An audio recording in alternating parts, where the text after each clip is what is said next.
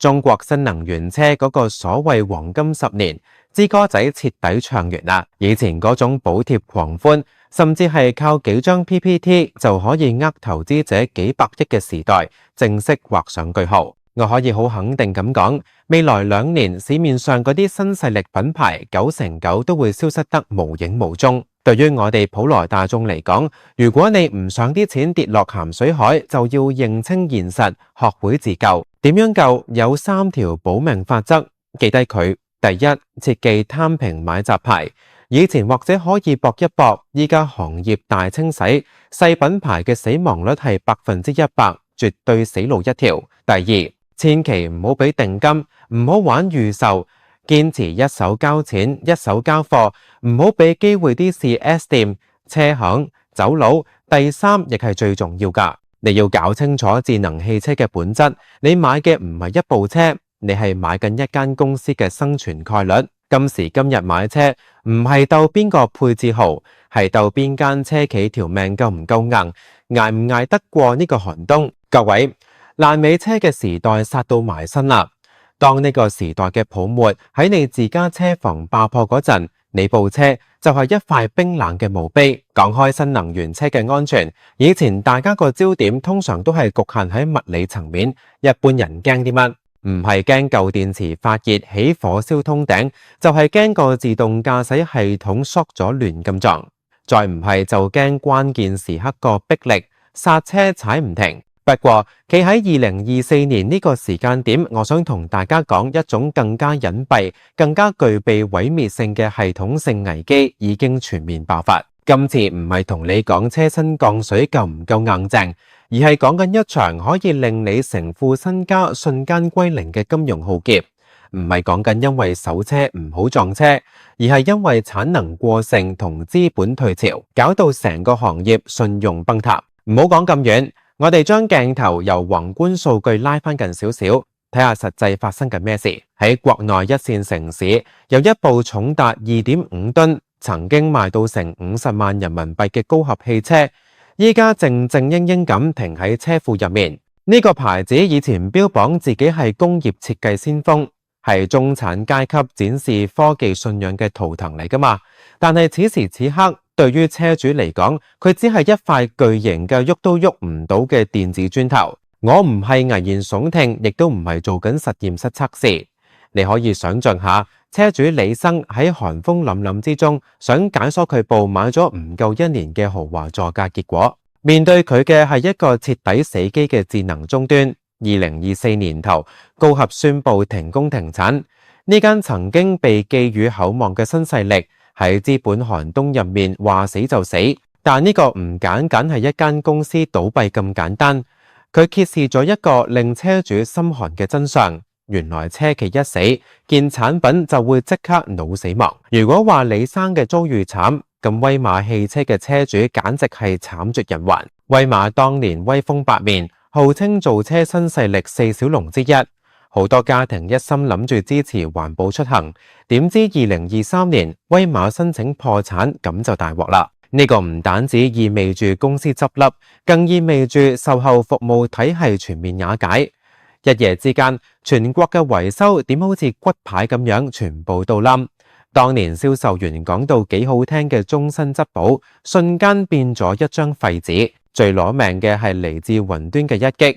當威馬因為冇錢交費，服務器俾人掹插蘇斷電嗰一刻，成千上萬嘅車主驚恐地發現，佢哋引以為傲嘅智能汽車俾人上咗一把睇唔見嘅鎖，手機 App 連唔到線，電池管理系統讀唔到數，車機娛樂系統徹底癱瘓，甚至連最基本嘅撻車都成問題。各位，呢個唔單止係功能無阻，係資產性質變質。車主當初真金白銀10幾20萬買翻嚟嘅，唔再係一個可以揸出街嘅交通工具，而係一堆冇得整、冇得 OTA 升級，甚至二手車行都唔肯收嘅工業垃圾。呢個就係所謂爛尾車嘅由來。大家都聽過爛尾樓㗎喇，依家爛尾車嘅出現，標誌住中國汽車市場進入咗一個比房地產更兇險嘅階段。你諗下，爛尾樓極有限，你都仲叫做有一劈鋼筋水泥，有一個物理空間，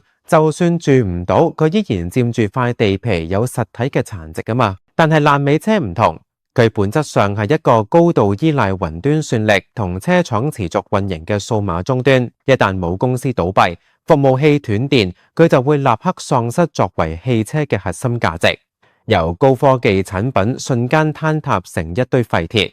呢種自我毀滅式嘅貶值速度，係傳統揸汽油車嘅年代聞所未聞嘅。過去2年，大家可能仲抱住一種食花生嘅心態，覺得係少數人貪新鮮先至會中招交學費。但係去到今日，一個令人背脊骨落嘅問題擺咗喺台面。如果下一個冧嘅唔係2、3線牌子，而係好似比亞迪 BYD 呢啲行業巨頭，或者引發連鎖反應波及主流市場，結局會係點？唔係我杞人憂天啊！2024年以嚟，一場靜英英嘅崩盤正由內陸嘅河南蔓延到沿海嘅廣東，由山東擴散到四川，全國好多地方都爆出比亞迪 4S 店集中倒閉、老闆走佬失聯嘅風潮。試諗下，幾百個啱啱俾咗存款，甚至已經開始執緊銀行車貸嘅車主，滿心歡喜去提車，點知去到鋪頭見到嘅係人去樓空，得返張冷冰冰嘅閉店通告，車又冇，錢又俾人捲走咗。作為中國新能源車嘅銷量王者，全球市場嘅領跑者，點解比亞迪咁龐大嘅銷售網絡會出現呢種系統性嘅冧陷？呢個絕對唔係幾間車行經營不善嘅個別事件，而係爛尾車危機由邊緣向核心蔓延嘅先兆，係一場席捲全中國嘅汽車泡沫喺流通環節爆破嘅開始。最諷刺嘅係，親手扣動呢場大崩盤班機嘅，正正係比亞迪自己。2024年春天，比亞迪向市場掟咗個震撼彈，代號叫電比油低。秦 Plus 賣7.98萬，海豚賣9.98萬。各位，呢個唔只係商業減價促銷咁簡單，呢個係赤裸裸嘅行業大清洗。比亞迪嘅意圖好清晰、好冷酷，利用佢全球第一嘅規模效應，不惜一切代價清場，將所有仲喺盈虧平衡線上掙扎嘅對手全部扼殺。宏觀睇，佢似乎贏咗，銷量飆升，市佔率突破35%。佢係物理上消滅咗對手，但同時亦都喺度自殘緊。佢通過失血嘅方式殺緊自己嘅毛細血管，即係佢嘅經銷商體系。汽車行業有個大家都知但唔講嘅潛規則，車廠唔係靠直接賣車俾客賺大錢，佢哋首先係將啲車押俾經銷商嚟回籠資金。經銷商先至係嗰個真正背負庫存壓力、現金流風險嘅蓄水池。呢場電比油低嘅價格戰，講白啲，就係車廠對經銷商嘅一次極限施壓同血腥收割。我同你拆解呢個致命嘅商業閉環。當比亞迪話賣7.98萬嗰陣，市場拍爛手掌，但對於 4S 店嚟講，入貨價可能仲係8.5萬，即係話 4S 店每賣一部車，賬面就要先蝕5200蚊，邊個會做蝕本生意啊？佢哋之所以肯吞呢一杯毒酒，係因為同比亞迪簽咗個看似吸引，其實好兇險嘅對賭協議。只要你能夠完成極高嘅季度指標，廠家就會喺季尾補翻筆數俾你，再加少少利潤。呢個不僅僅係一份合約，簡直係一張推經銷商落懸崖嘅魔鬼契約。為咗攞到嗰筆救命錢，4S店唯有搏老命谷銷量，甚至自掏腰包補貼，只求將手上嘅存貨變現。2023年之前個市好就話啫，2024年宏觀環境變晒質啦。經濟入咗深水區，樓市爆破，搞到中產階級身家縮水，邊個仲有錢換車？車突然賣唔喐啦，當一間 4S 店拼盡全力，季度任務只係做到99%，比亞迪總部就會按章辦事，對唔住 KPI 唔達標，果不巨額翻點歸零。呢個就係壓死駱駝嘅最後一根稻草。此時嘅 4S 店既要承擔之前賣車嘅虧損，又要試住賣唔出嘅庫存成本，銀行追債，伙計出糧，鋪租水電，喺資金鏈斷裂嘅絕望之中，唯一選擇就係走佬。呢個就係新聞入面比亞迪經銷商集體爆雷背後嘅殘酷真相。呢個唔係偶然，係系統性嘅癌症。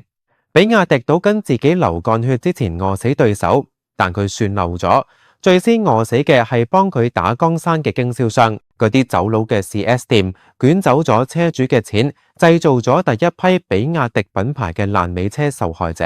歡迎嚟到中國新能源車嘅飢餓遊戲。第一批死者已經屍骨未寒。威馬融資400億，最後老闆着草去咗外國，留低一地雞毛。高闔想賣貴價標榜安全感，結果泡沫爆破嗰陣，證明咗喺死亡面前高端同低端係平等㗎。跟住落嚟，仲有喺 ICU 搶救緊嘅所謂明星車企蔚來、小鵬、理想。理想暫時靠增程技術叫做上咗岸，但華為係後面追到氣咳。蔚來賣一步蝕一步，靠融資吊命。小鵬如果唔係大眾汽車注資，恐怕早就跌出個局。呢啲困境唔係一日之寒，唔創新係等死，創新燒錢係加速死。成個遊戲規則變得好簡單粗暴，喺市場徹底飽和之前，睇邊個條資金鏈斷先。呢個係一場比邊個命長嘅遊戲。要怪就怪10年前埋下嘅禍根。2009年到2022年，幾千億財政補貼砸落去，加上地方政府送地送配套，搞出一場史無前例嘅造車大躍進。賣樓㗎、賣電器㗎，甚至釀酒㗎都走去造車。高峰期有成500幾間車企，結果呢，整出嚟人類工業史上最恐怖嘅產能過剩。到咗2023年底，中國汽車產能有一半係多餘㗎，即係有一半工廠必須要被物理消滅。當國保一退，呢班斷奶嘅巨嬰車企即刻被掟入殘酷嘅市場。佢哋撞正嘅係消費降級嘅冰河時代，產能過剩，車企斷奶，買家冇錢，三樣加埋唯有內卷。比亞迪發起價格戰，其實係一次被動嘅恐慌性嘅求生。最後我想大家深刻理解爛尾車嘅恐怖，一定要同爛尾樓做對比。過去20年，中國人信奉樓價永遠升，結果恒大爆雷，大家夢醒，依家仲信仰轉移咗去汽車度，覺得新能源永遠升。但智能汽車有個致命陷阱，你買嘅唔再係一部機械，而係一項長期軟件服務。舊時揸汽油車，就算車廠執笠，個機械結構依然可以行多20年。